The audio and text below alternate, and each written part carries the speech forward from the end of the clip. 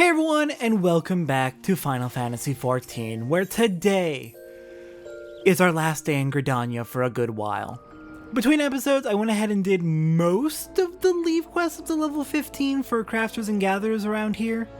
There were two that I couldn't do primarily just because I haven't made those items in my crafting log yet, so I don't want to make them off screen. I want to show them in a crafting log segment, but we'll get to those when we get to them.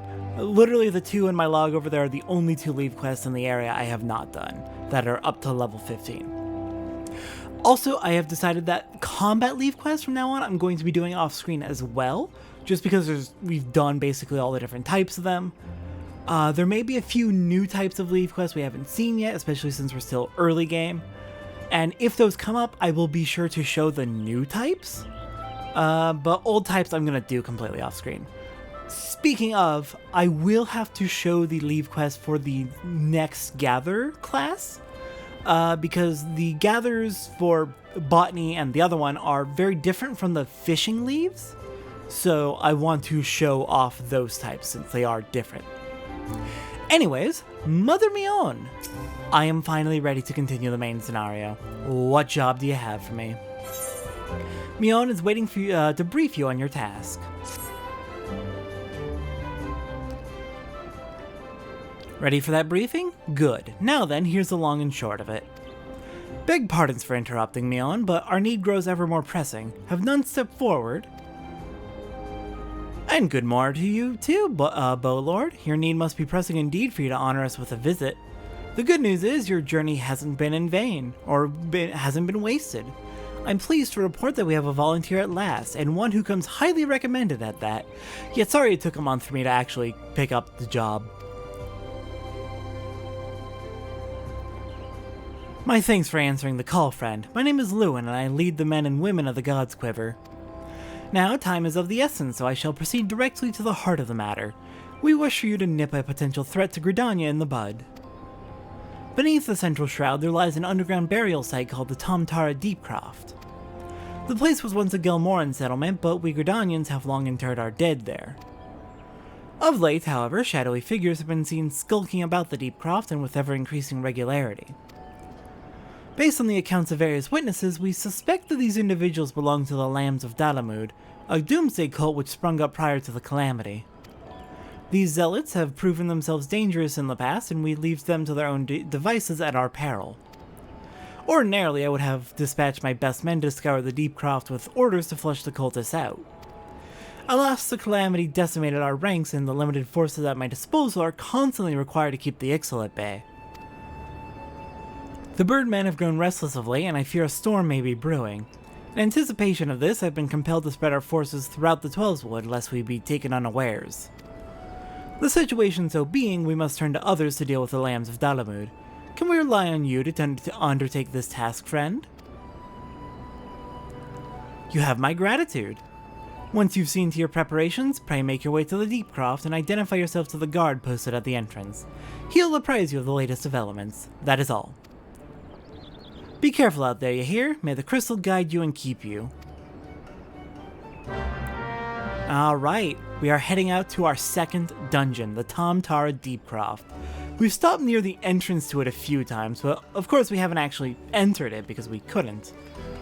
To make this a little bit faster, I am going to take a chocobo. We could also teleport down to Bent Branch Meadows, but it's much cheaper just to take a chocobo. So we're gonna head down to Bent Branch Meadows,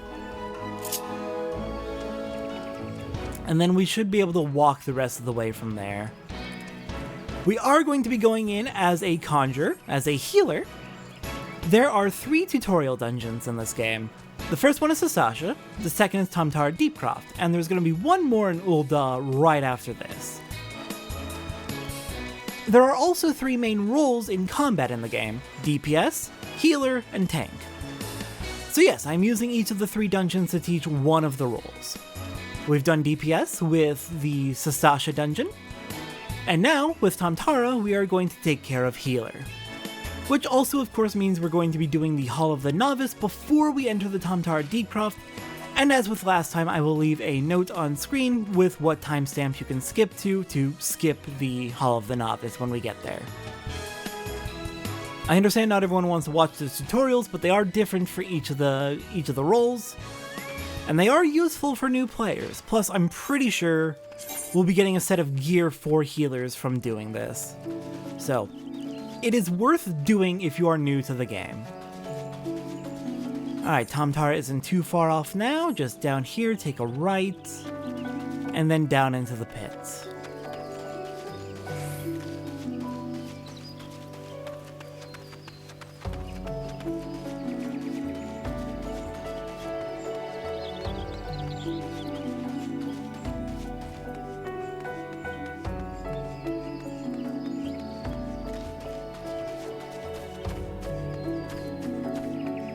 And as we head down here, we're actually going to see a few familiar faces. First off, so we meet again. I cannot say I'm surprised to see you here. You took the prize back in Limsa, but this time we will give you better sport, or I am no true adventurer. Gods, I hate mausoleums. It's not right to disturb the dead in their slumber. Think of our goal, sister. One day our adventures will be the stuff of song, and it will all be worth it. So if you remember, Dolores Bear is the one who came to accept the Sastasha quest right as we were turning it in. Meanwhile over here, some very familiar faces. We saw them just outside of Sastasha.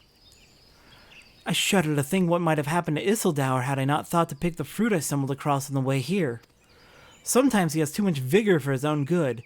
Age is supposed to mellow us, but if anything it has made him more impetuous.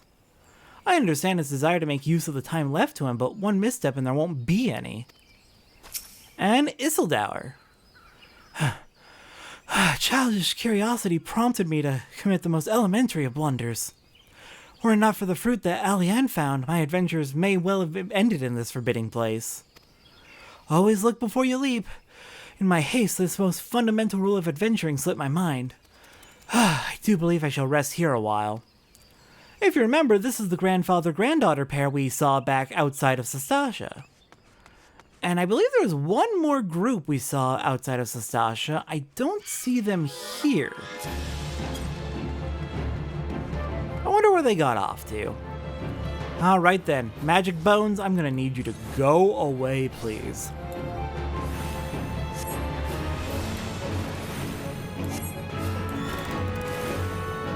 There we are, and let's begin the Hall of the Novice. Timestamps on screen if you want to skip this. Ah, splendid, I see you have mastered the lessons of the Hall. Henceforth you are a novice no longer. Believe me, my friend, there is no greater thrill than striving alongside like-minded companions to overcome the deadliest of challenges. May the wisdom you gained in the Hall of the Novice serve you well in your adventures. Well, that was a while ago, Smith. I'm here for healer training. The Hall of the Novice offers a comprehensive series of training exercises for adventurers wishing to prepare themselves for the rigors of party combat. Would you like to register for a course? Of course. Looks like... we're actually skipping the Avoid Area of Effect training because we've already done that as DPS, so that's convenient. That's actually very good design.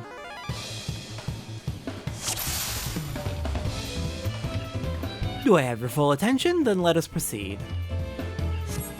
When it comes to your place in a party, you are the soothing wind of restoration.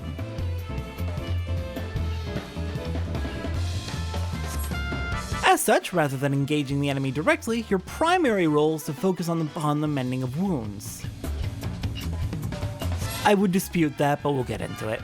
With the support of your diligent healing, your party will prevail against even the most savage of foes. Now that you understand what is expected of you, we can continue with the lesson.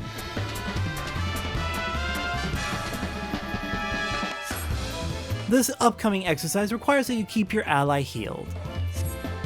Provide support, defeat the enemy, and victory will be yours. Any questions? We can begin as soon as you're ready. Nope, I am good to go.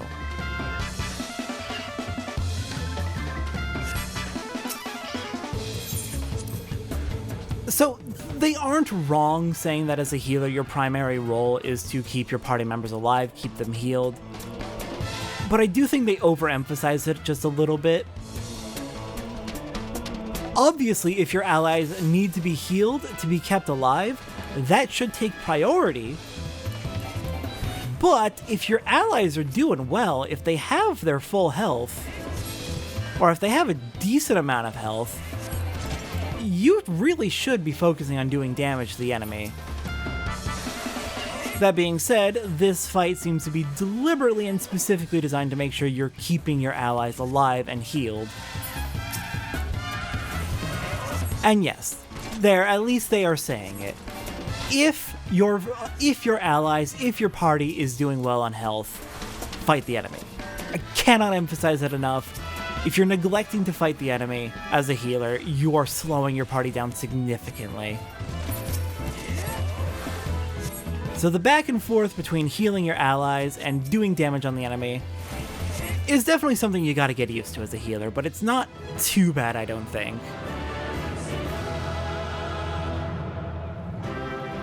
It's something you just get used to as you play. Alright, we have finished. Well done, a focused healer is a boon to any party. Even when it's safe to attack, always keep one eye on your allies' health. That's all for now, I hope this lesson will serve you well in your adventures. Alright, we get shoes. Let's stick those shoes on. Oh, no, not you. And on to the next training. We are moving on to number 3. Heal multiple allies.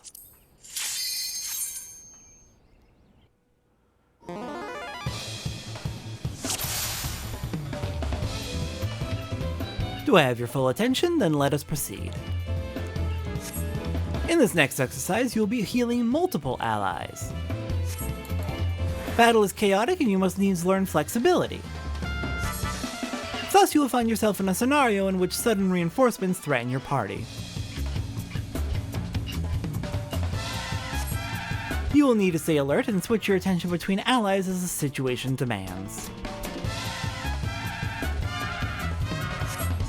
Provide support, defeat the enemy, and victory will be yours. Any questions? We can begin as soon as you're ready. Alright, well thankfully we have Medica, so we can easily heal multiple allies as long as they're close enough together, which isn't always the case.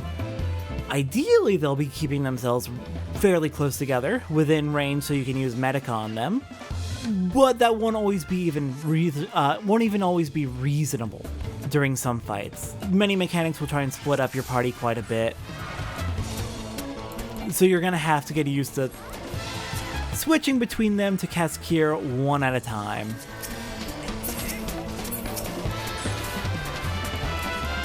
Alright, so the Archer, as you can see, is taking a lot more hits. Not a tank after all, so get them healed up, then we can go back to the Gladiator. We should probably focus on getting rid of the Pugilist, since they're attacking a non-tank. In proper parties, your tank should have the job of drawing this enemy away from the Archer, but this ain't exactly a high-quality party. This is just training NPCs.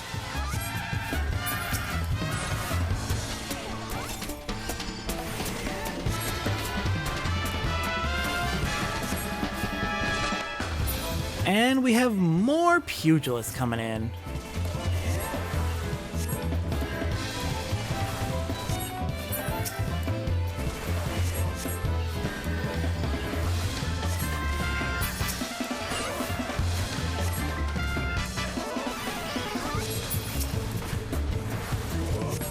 Okay, back to the Gladiator. This fight is definitely designed to make sure you're constantly healing your allies. In typical combat, it's not going to be this intense, unless you're doing a very, very big pull of a lot of enemies at once.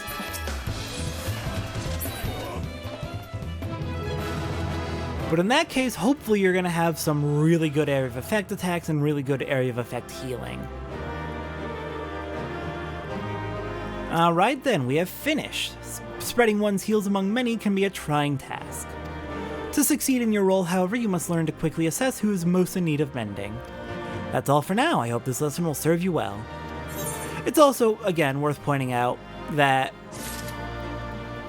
in practice, like I said, your tank's going to be the one who's getting all of the hits, Hopefully, they should be the one who's taking all of the hits. If they're not, then they're not dragging the enemies onto them quickly enough. And that... yeah, if a tank's not dragging enemies onto themselves quickly enough, that's on them. So, but in a good party, you should be able to just focus on healing the tank as a result. Do I have your full attention? Then let us proceed. For this exercise, you will learn to heal whilst avoiding harm. As before, you must watch for signs you are being attacked, move swiftly, and time your cast to avoid interruption. Success will be a matter of combining lessons already learned.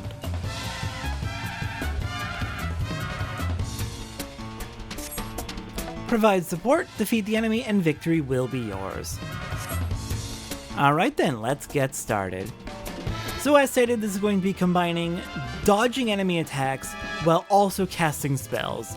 The most annoying part of being any spellcaster. I believe I've said it before, but your priority should always be your own safety first. If you are in an area of effect attack, you move out of it. You do not sit around and wait to get hit.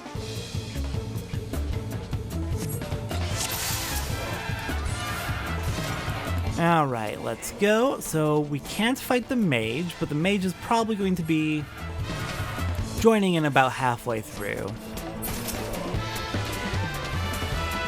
So we're just going to keep our allies healed, take down the Marauder, and stay out of those area of effect attacks.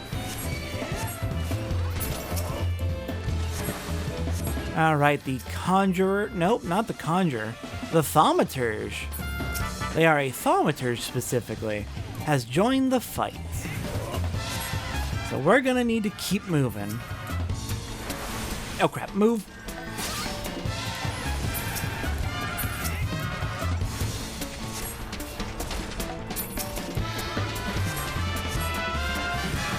Usually, if you're already a good chunk of the way through casting a spell when an area of effect appears, you should typically have enough time to finish the spell before you really need to move.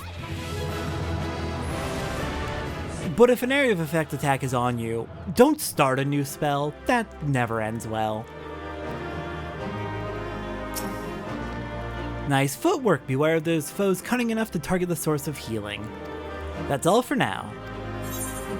And we get a robe.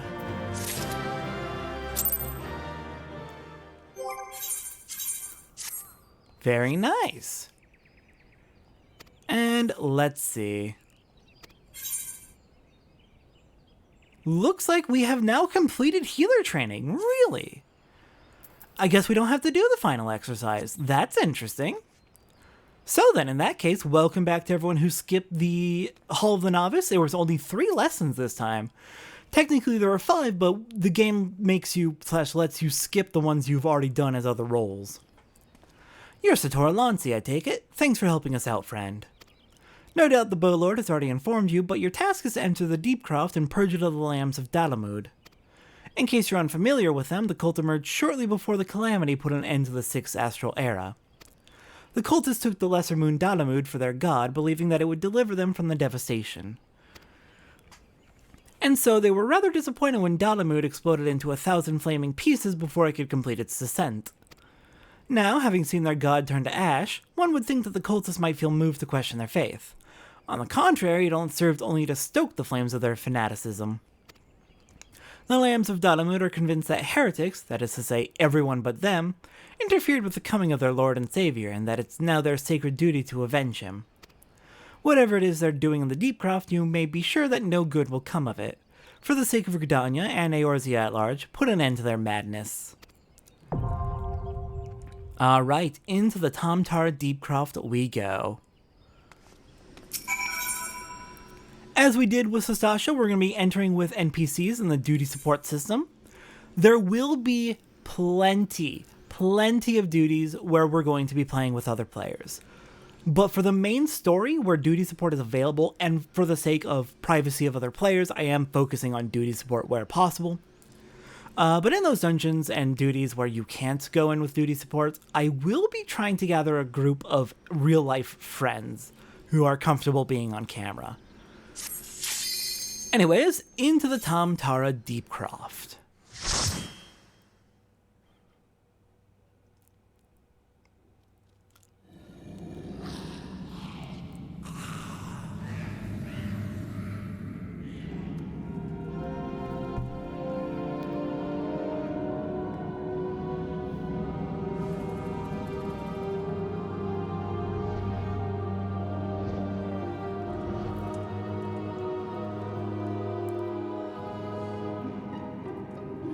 And let's begin.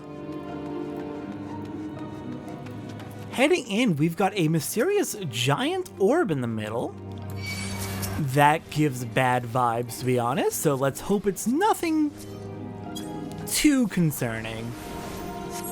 Let's hope it's not something we need to be really worried about. Alright, so as I said before, as I was saying during the training, good tank will be focused on keeping the enemies on them at all times, so you shouldn't really have to split your healing too much. Eager Marauder's doing a great job. At least I would hope that they would be doing a great job, and they are. So let's begin making our way down. Now, unfortunately, as we learned in Sasasha, the NPCs really don't like to do pulls of multiple groups of enemies at once, which is unfortunate because doing big pulls usually gets you through pretty quickly. And if you do it well and know your limits, then you should be able to do it without taking on too much risk. But since these NPCs want to do one group at a time, we're just gonna have to oblige.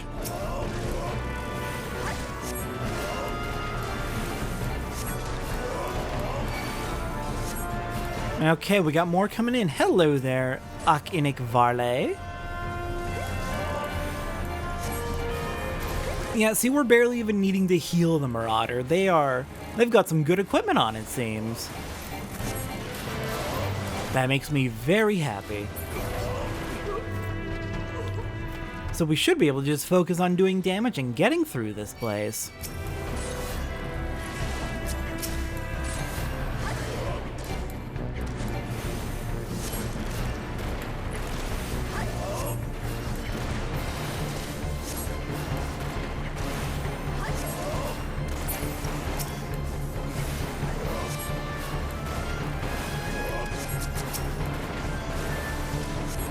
Okay, while they're dealing with that, I want to check out over here.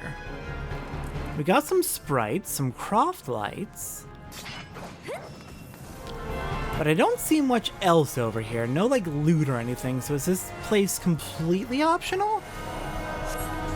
I'm gonna be honest, I don't think I've ever been in this room.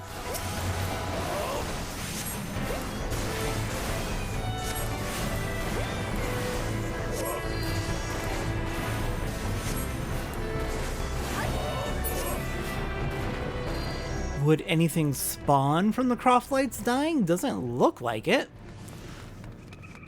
I think that room is completely optional.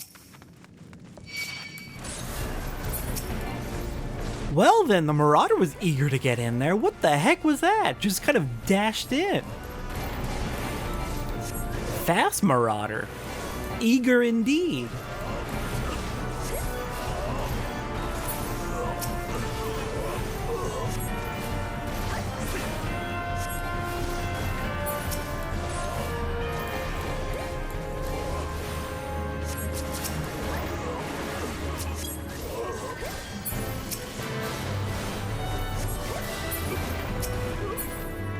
Okay, room's clear. Is there anything in here we can grab? No treasure troves? Interesting. Alright, let's keep moving. And on to our first mini-boss.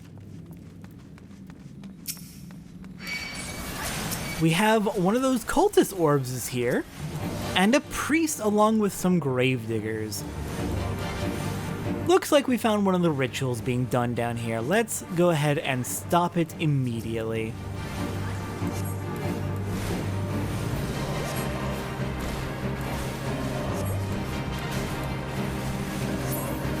And once the priest is down, they summon a void soul counter from the void in order to avenge themselves, so that's terrifying.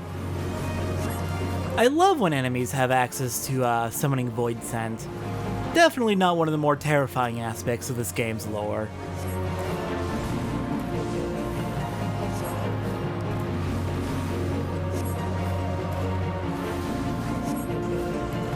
Dang, it has a lot of health though. It has taken a bit to go down.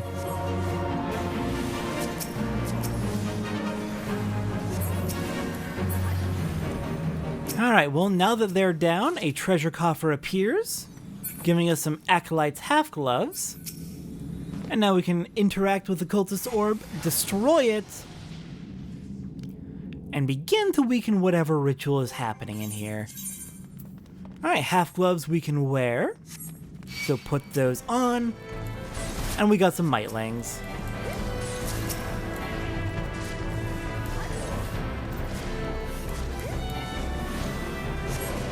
Alright, looks like the next cultist orb is right down there, so we're going to need to head through this room, this set of rooms to get to it.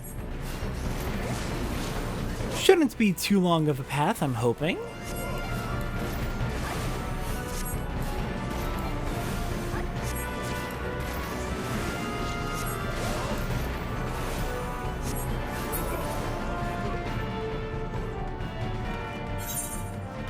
Though the map suggests otherwise, oh dear. This might actually be a bit of a longer path.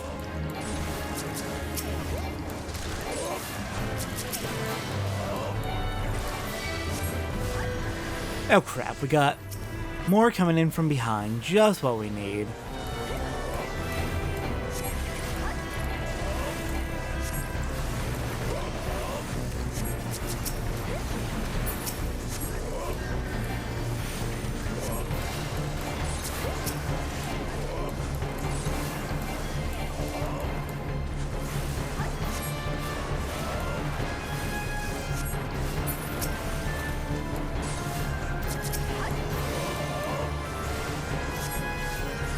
Alright, they should be able to finish that. Oh, they already finished it. Amazingly good work. I was gonna say, while they finish that, I'm gonna go explore over here. But sure, I'll take them with me. Alright, we've got the Tomb of King Galvanth the Dominator. And a treasure coffer if I can get to it.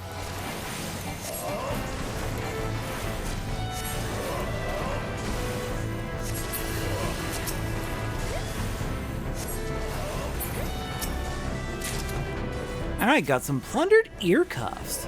Ooh, some jewelry that could... It's probably not an improvement. Yeah, it's not an improvement for anything. Oh well. We can probably sell it at some point then. Heading onwards. What do we got next? Hello? Treasure coffer, and then a path to the ritual.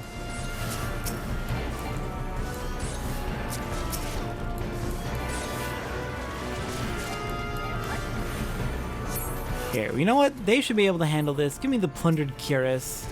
I think that's for tanks, so not something we're going to be wearing yet.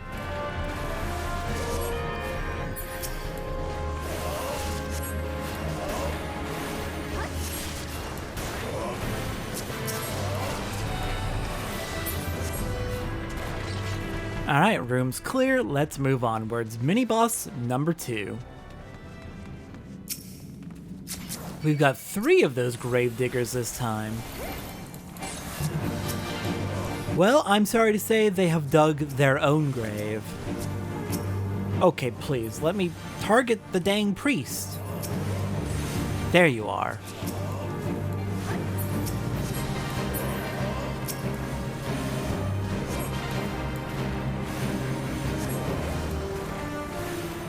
Alright, grave diggers are going down nice and easy. Oh, wow, you went down immediately.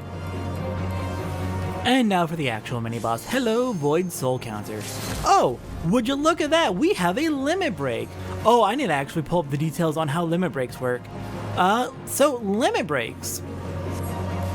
They will charge slowly over time, and doing certain actions, certain actions that correspond with your role will cause the limit gauge to fill up faster. The limit gauge is shared between an entire party during any multiplayer duties. And we got a level up. Very nice. Once the limit break has filled up, you are able to use, one of your party is able to use it in order to do some really powerful effect. DPSs will do massive damage, tanks will do massive damage reduction to the party for a short time, and healers will of course heal the party and even revive downed party members. Okay, let's see, there's limit break. Now that we're actually getting to the point where limit break is going to be used, since we're in multiplayer stuff now, I like to have limit break up there so I can use it when needed. As a healer, we hopefully won't ever need to use it. Limit breaks should generally be reserved for your DPS using them whenever, honestly. Big crowds of enemies are a good time to use limit breaks. And during bosses is another good time to use limit breaks. There is a bad habit among the community of, during dungeons, saving the limit break at all costs for the boss, even though it's generally far more effective to use it against regular enemies, and it will be charged up pretty well before you get to the actual boss of a dungeon.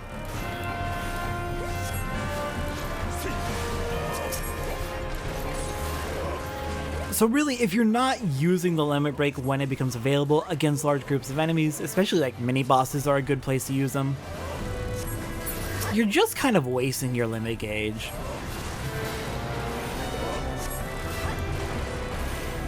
Thankfully, it does seem like the NPCs are more than happy to use the limit gauge to do a limit break. And we're already a good chunk of the way to our next limit break. I mean, we're not close. We're not even a quarter of the way there.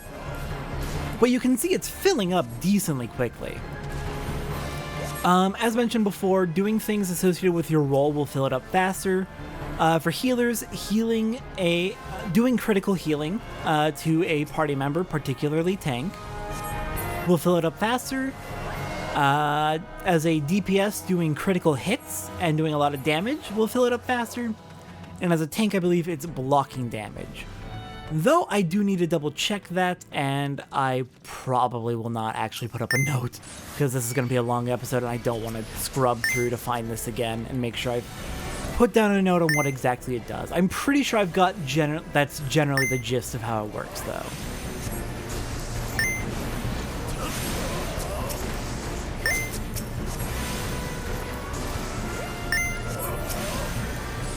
Oh, we've got a lot of enemies coming after us here.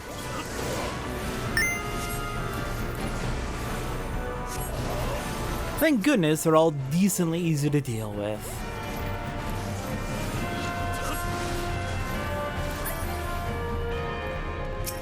Okay, what do we got? 2 Croft Lights guarding a treasure coffer. Don't mind if I do.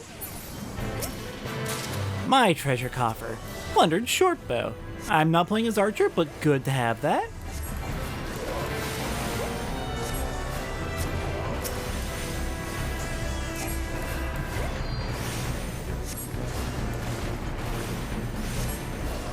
And we should be good from here. Let's see, I have picked up a few bits of gear, nothing we can equip. Fair enough. Hello there, Yarzan. How far can we go? Next mini boss is right up there, so let's hold back and finish these.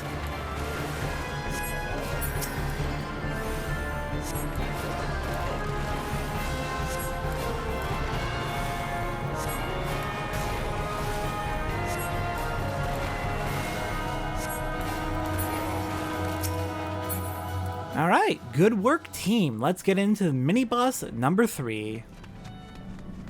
Except we can't actually access them yet. They've got a barrier protecting them. So that's unfortunate. We're gonna have to bust through that.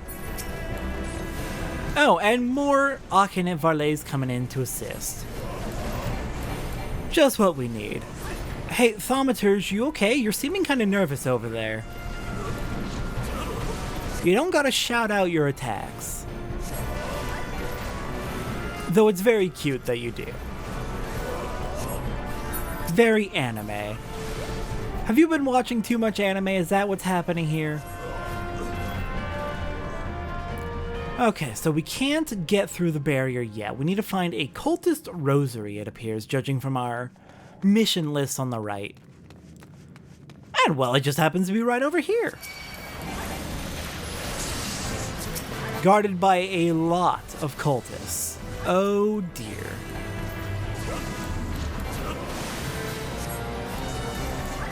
This is gonna get messy.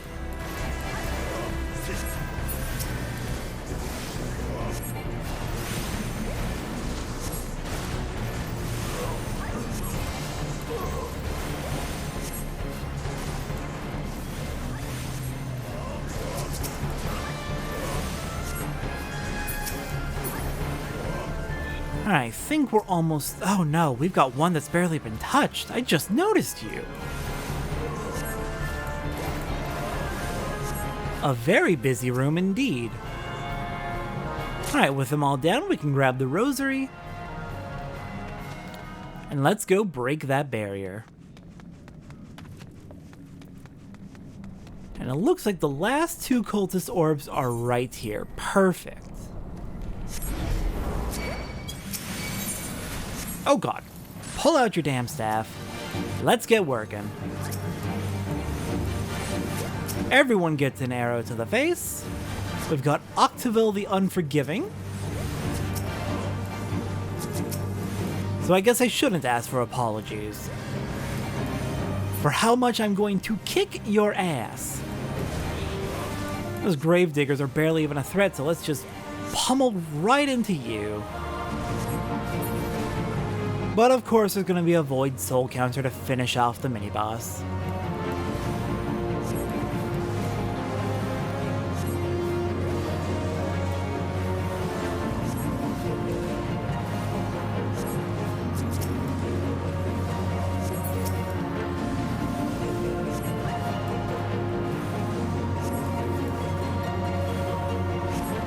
Okay, Marauder, you don't have to run back to get out of a cone. You can just move to the side.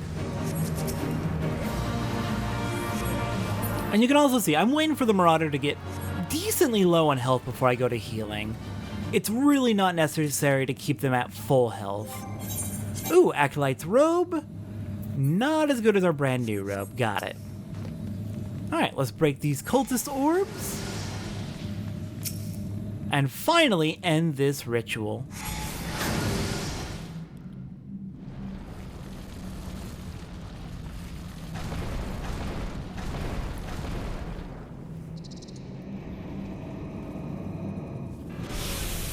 Who summons me from the void to reside within this cruel vessel?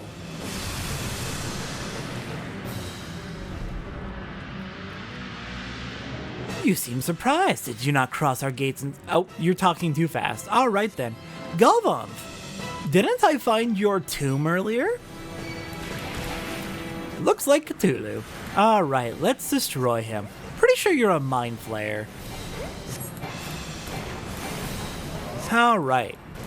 Galvanth is our boss, and he's going to be a little bit more interesting than the boss we had in Sastasha.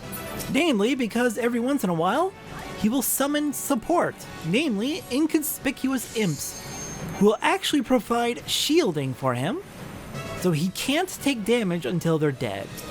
The tank will stay on Galvanth to keep it distracted, while the rest of us focus on the imps. We do have a limit break, however, during bosses we get an additional limit break bar, so we can go all the way up to a level 2 limit break.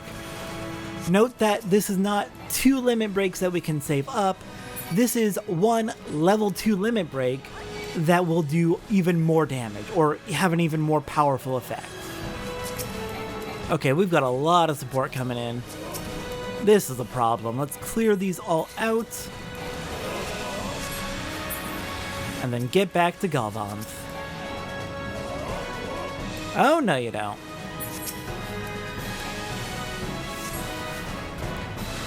Thaumaturge, why weren't you casting spells? Oh, okay, you are casting spells, good. It looks like you were just standing there. Okay, one more imp, 2 more imps.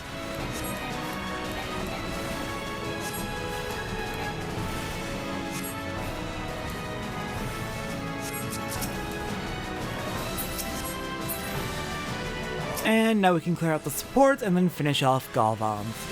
When you're fighting in a human party, you should generally be able to completely ignore the supports and just go after Galvanth. Of course, taking care of the imps because you need to, but the Deepcroft Mightlings and the Skeleton Soldiers you can generally ignore in a party of humans. But yeah, generally the strategy that gets used by human players is waiting until a boss is down to like their last 5 to 10% and then using their limit break.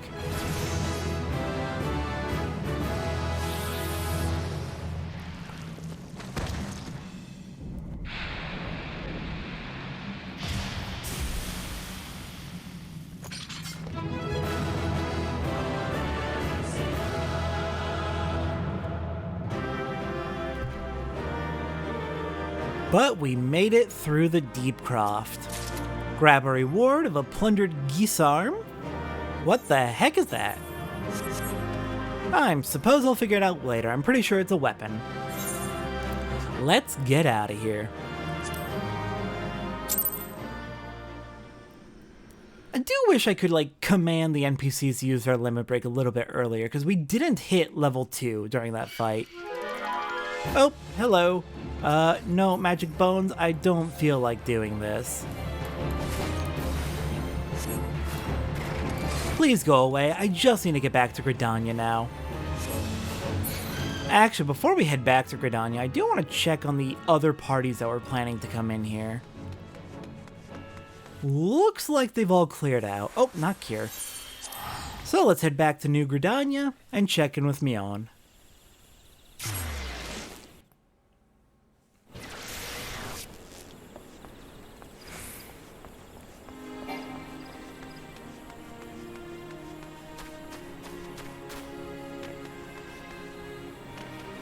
That is my favorite little shortcut. It saves like 5 seconds, but it's great. Alright, you are new here. I don't remember any of you being around here. No, I guess you're not new. I was looking around to see if maybe I recognize any other parties that went into the Deepcroft, but nope, I don't see any. Welcome back, Satora. I'm reliably informed that your foray into the Deepcroft was a success. Nor did I expect anything less. Baderon's ringing endorsement left me in little doubt as to your capabilities. Even so, you are to be commended. Bowlord Lewin asked me to pass on his thanks. I must say, it's something of a relief to be able to call upon such a capable adventurer. Sadly, death has become an ever more common occurrence within our fraternity of late. Times being what they are, the guild is constantly inundated with petitions, and we are hard-pressed to find enough hands to deal with them all. While this means no shortage of work for able souls such as yourself, it also provides ample opportunity for the inexperienced to overreach themselves, with predictable consequences. As if to illustrate the point, some familiar faces. Aver's gone, and it's all your fault. If it had taken you an age to heal him, he would still be alive. But I tried. He bolted out of range before I could finish the spell. He shouldn't have been so hard-pressed in the first place. We should have done more to lighten his burden. Bah, to the hells with this pathetic excuse for a party. I'm leaving, and it'd be too soon if I never see your faces again. Goodbye, and good riddance. I'm leaving as well. I doubt this comes as any surprise, but I never liked you. I only suffered you for your healing, but you couldn't even do that one thing right. Cruel though this may sound, you brought this upon yourself. Oh, and by way of some parting advice, get rid of Aver's head. Bury it, cremate it, do whatever the hell you like with it. But for God's sake, stop carrying it around. It's just get rid of it, alright? Wait, don't leave me alone, please! I'm so sorry, Aver. Please forgive me. We met this party outside of Sastasha. They weren't doing too well then either, but it looks like their tank died. Scenes like this have become all too common. That makes 12 times in half as many days. Now you see why I'm grateful for adventures of your experience. I can send women like you on a mission without worrying that you might not return. Well, not so much at any rate. Speaking of missions, I would entrust you with another. About a bell ago, I received a message from my counterpart in Ul'dah. She seeks the services of a reliable adventurer, and you are nothing if not reliable. If you think you might be interested in this task, say the word and I will be glad to share the details with you. Fire in the Gloom is clear. I feel really bad for that other party. That sucks. And if I'm remembering correctly, the tank was the healer's fiancé? So that sucks extra hard. That's tragic. Alright, Mother Miounne, let's head on to the desert. Miounne has information for a new task. So you're not adverse to taking a little trip? Wonderful. As I mentioned earlier, the request comes to us from the Adventurers Guild in Ul'dah. Once you arrive, seek out Momodi, the proprietress of the Quicksand. Think of her as a sultanate version of myself. Chances are she'll send you into the midst of danger, but I have every confidence that you'll pull through unscathed. Now off you go, Satora, and good luck. Alright, goodbye, Gridania. It has been great, but we will be back eventually. For now, we are on to Ul'dah.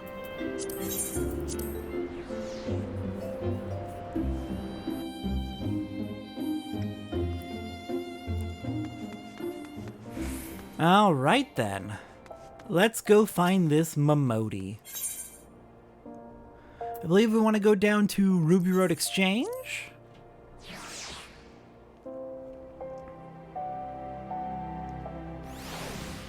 And then from here, she's just out here, down the main road, and to the right into the quicksand.